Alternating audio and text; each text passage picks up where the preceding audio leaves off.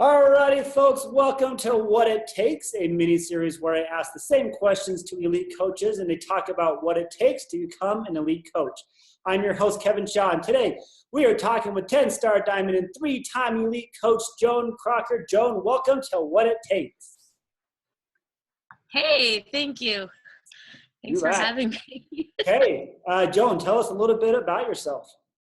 Sure. Well, I live in Maine. I am married to my husband, Ryan, and I keep looking over here because I have a black lab named George, who's currently soaking wet because we're at our lake house. So he's been swimming all day. That's me. Yeah, there's only 2 people in your life, husband and George. We love that. George is number 1. Okay, that's on record. Okay, here we go. Question number 1, Joan, how were you introduced to Beachbody? I was introduced to Beachbody through my husband, actually. So I had done a couple workouts before. I had tried Turbo Fire, bought that off of an infomercial. He had done P90X, also purchased it from an infomercial. And even though at the end of every single video, it's like, talk to your coach, the coach opportunity, and yada, yada, yada. I don't know. It never clicked. And it wasn't until Ryan had a coach reach out to him and ask him if he was interested in coaching that we kind of looked into it. We're like, what do you mean? And that's how we found out what it was. He signed up as a coach first. I actually said I would never coach. So I told him I would support him from afar. And then I actually jumped in with Insanity and lost 30 pounds in 60 days.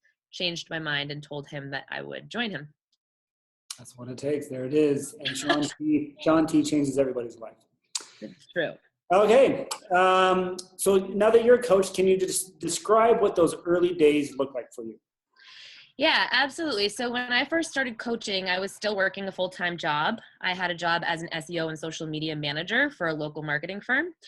And my days were, consumed with that. I spent probably 50 hours a week working in the office, but I also did events on top of that for my job. So things called tweet ups, which were networking functions for people on Twitter in the area, and a few speaking engagements for just teaching our clients social media and that sort of thing. So I would say I worked 40 to 50 hours a week doing all of that. And so I had to work it into that, plus you have to do your workouts and all of that as well.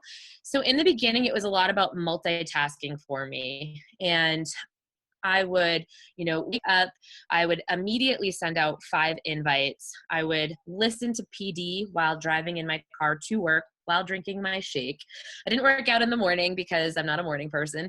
And then, lunch breaks for me looked a little bit differently when I started coaching compared to before. I used to go out with my coworkers and really just spend an hour and a half, like decompressing and just kind of messing around.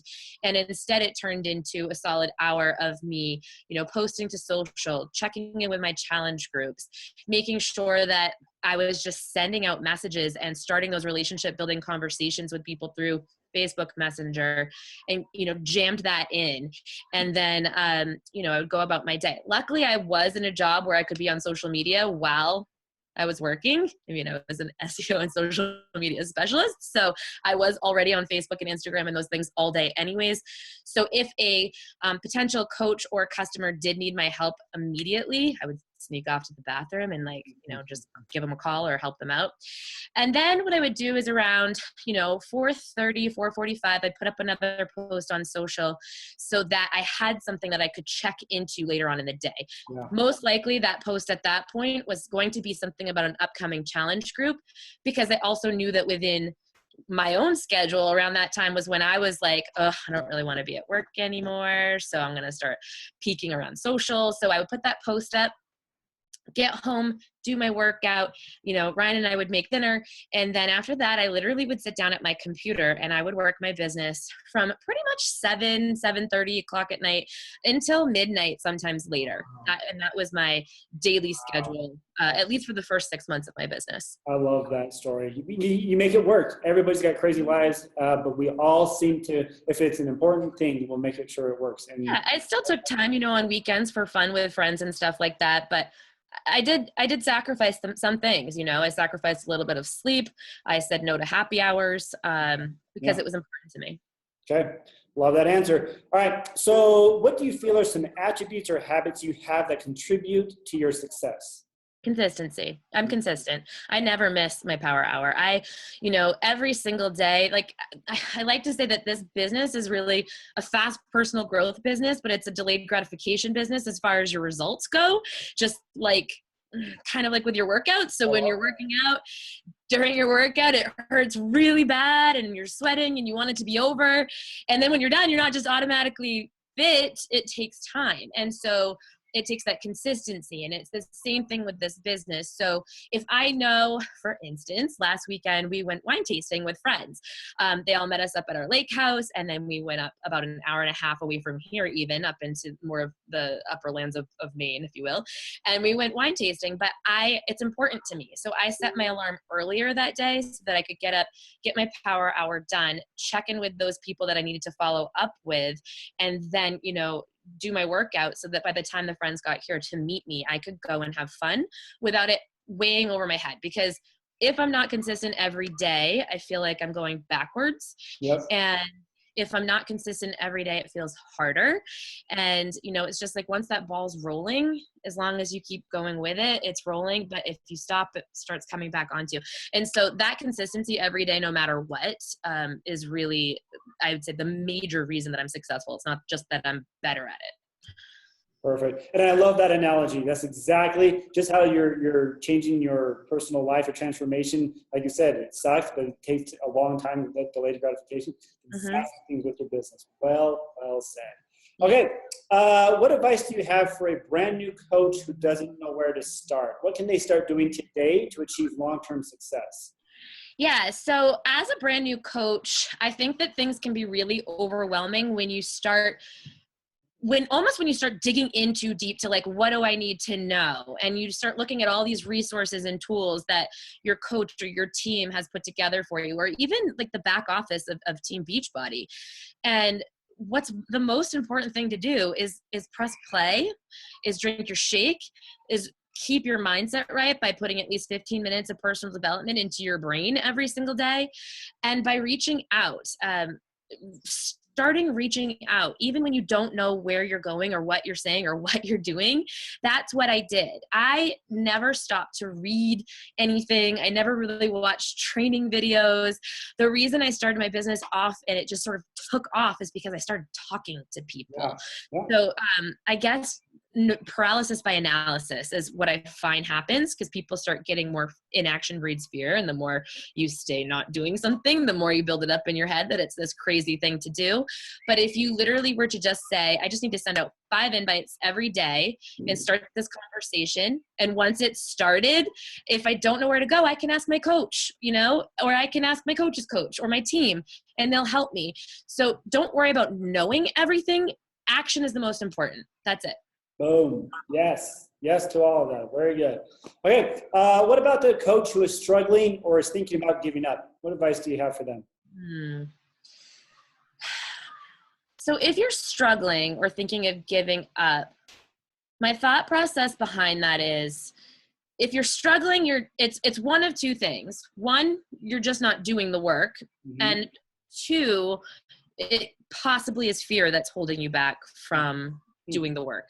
I really do feel like it's fear, though, because honestly, I don't feel like it's like people don't know what to do. I think they're scared. And I think that, there's a lot of things that creep in there, whether it's fear of what other people think of us, or fear of failure. Some people even fear succeeding. So for me, what I would say is before you say like, I want to give up, ask yourself and be really real with yourself. Have I given it an honest shot? Have I done the vital behaviors daily that my coach told me that I'm supposed to be doing? And if you haven't been doing those, then talk to your coach and tell them what's going on with you, because then they can recommend something for you.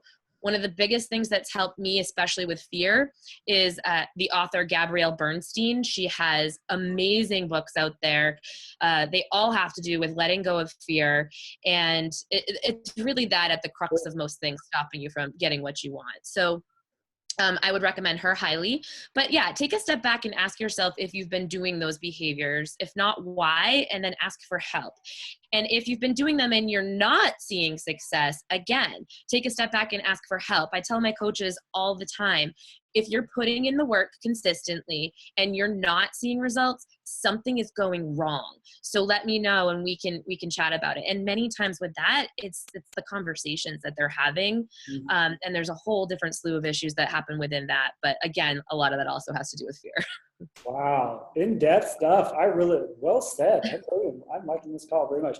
Okay, last question on advice. What is the best advice you've received regarding your personal business? The best advice I've received regarding my personal business, I would have to say, can I give 2 things? Okay. So number 1 is stay in phase 1. The best way that you can lead somebody else is by doing the things that you're supposed to be doing in the first place, because it paves the way and it shows people it's possible.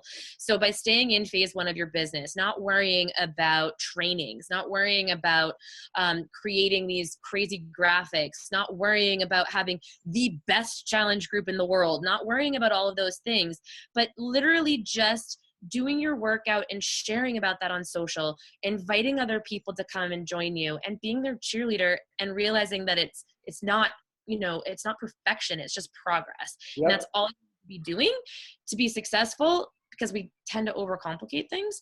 So I think that that's probably the number 1 thing. And then the second thing was don't stop doing what you did in the beginning that made you really successful. So if you've been doing this business for a little bit and maybe you went diamond by now, but now, and you have a couple builders under you and you're trying to help them, but now you're spending all your time in management mode, or now you're spending all of your time like trying to create trainings or second guessing your leadership or doing all those things, or looking at other coaches in the network and seeing what they're doing, whether it's posts or whatever, and trying to emulate that, stop. Because like, you are perfect just the way you are. You were put here for a reason. And the people who are going to be attracted to you are the people who you can help. So don't try to be somebody else. Continue doing the things that made you successful in the beginning. I'm glad you gave 2 things. You're welcome. That was awesome. All right, on to the speed round, Joan. This is simply where I ask you rapid fire questions, looking for short, sweet answers. On average, how much time do you spend working your business? Okay. Probably I would say about 6 hours a day.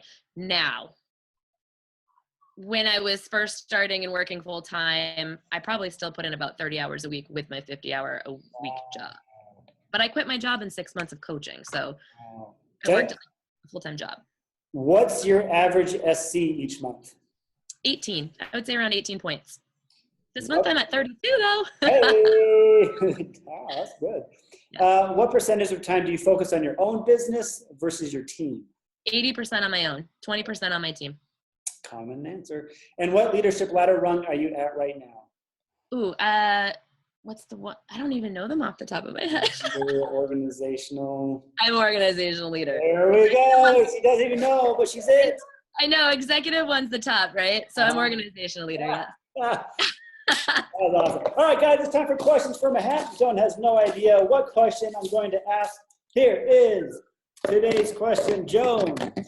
Question from a hat's exciting. But nerve-wracking too. What did you want to be when you grew up? Famous. And look where you are today. I didn't know why. I just wanted to be famous. Yeah. You're on What It Takes. I don't know what's more famous than being on What It Takes. Here I am. You made it. Winning. That's awesome. All right, guys, this has been a phenomenal training. Please go back, watch it again, take notes, share this with your team. Great content. Love it, love it. From the Lake House, Ms. Joan Crocker, thank you so much for joining us on What It Takes. Thanks, Kevin.